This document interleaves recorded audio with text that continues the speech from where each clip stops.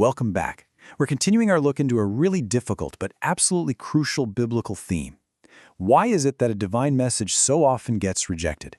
So let's just jump right in. In the last part, we saw this exact pattern play out with Jesus, right? First in his hometown of Nazareth, and then again with the rich young ruler. And what was so striking was that in both cases, it was the teaching itself, not some lack of miracles or proof, that made people walk away. So now, we're going to see how this whole pattern gets even deeper.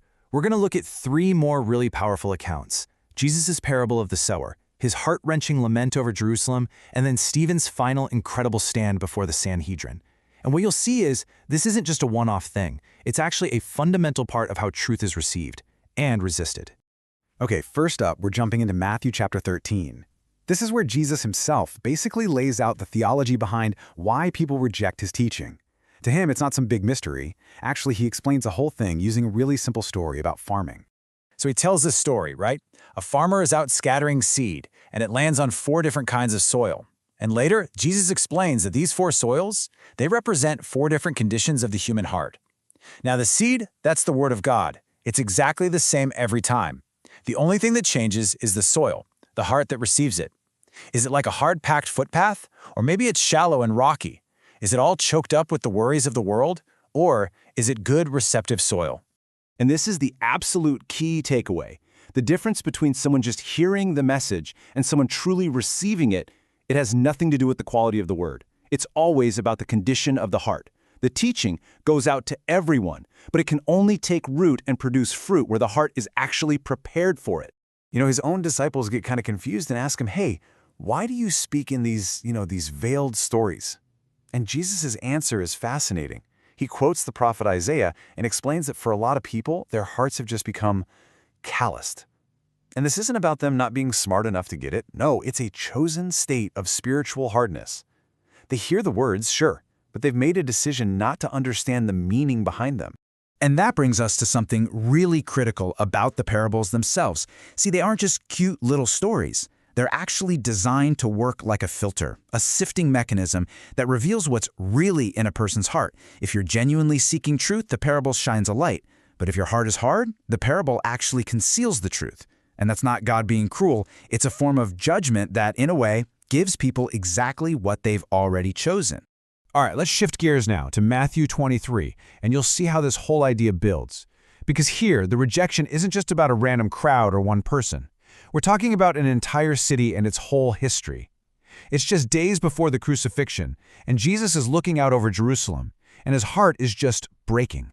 He literally weeps over the city. And in this lament, he basically summarizes its long, tragic history. He calls it the city that kills the prophets and stones the messengers God sends. And he paints this beautiful picture of his own desire to protect them. Like a mother hen gathers her chicks. It's such a powerful image of love. But then, he drops the devastating reason why it never happened. And he just boils down the entire problem into 3 simple words. He doesn't say, you couldn't or you didn't get it. He says, but you were not willing. The rejection was a choice, plain and simple. It was an act of the will, a deliberate, conscious refusal. Yeah, those 3 little words, you were not willing, they confirm everything. The rejection of God's messengers, it was never an accident. It wasn't a misunderstanding. It was a conscious choice that Jerusalem, the religious center of the entire nation, had been making over and over again for centuries. Okay, for our final example, we're jumping over to Acts chapter 7, and this one is just wow. The entire pattern of rejection we've been talking about gets laid out point by point by a man named Stephen.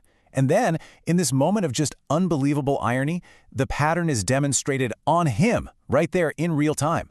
So, the disciple Stephen is standing before the Sanhedrin, the exact same religious council that condemned Jesus. But instead of, a timid defense, he just unleashes this powerful, absolutely fearless indictment of their entire history. He basically forces them to look in the mirror. He just walks them right through their own history books, showing this unbroken line of rebellion. Think about it. Joseph, sent to save them, rejected and sold by his own brothers. Moses, sent to deliver them, rejected by his own people. The prophets, sent to warn them, persecuted, killed. And what's the climax of this whole tragic story? Jesus, the righteous one, betrayed and murdered by the very people he came to save. and his whole speech builds to this incredibly direct, devastating charge. He accuses them, the religious leaders right there in the room, of doing the exact same thing their ancestors did. He's telling them, you're not special, you're not an exception, you're just the next link in a very long chain of rejecting God. And then it happens. In a moment of just stunning, tragic irony, the council proves his entire point. They get so enraged by what he's saying that they literally cover their ears, refusing to hear another word. They rush him, drag him out of the city, and stone him to death. They fulfilled his charge in the very act of killing him for it. He became the latest messenger, killed for delivering God's message. So, okay, let's pull this all together. We've seen a parable about the soil of the heart, a lament over a city's willful choice, and a martyrdom that proves a centuries-long pattern. What's the big takeaway here?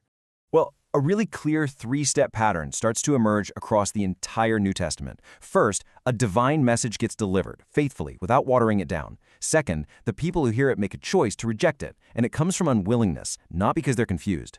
And third, kind of counterintuitively, the messenger's faithfulness is actually confirmed by that rejection. And that leaves us with a pretty provocative final thought, one that kind of turns the spotlight from the speaker back onto us. If we know that resistance is a predictable, almost standard response to divine truth, well, then that forces us to ask a really critical question every single time we hear a message that challenges us. Is my heart good soil right now? Or am I, maybe without even realizing it, covering my ears? In our next explainer, we're going to trace this pattern all the way back to its roots. We're heading into the Old Testament to look at prophets like Isaiah and Jeremiah, and we'll see how this reality was written into Israel's history long before Jesus ever walked the earth. So make sure you subscribe so you don't miss it.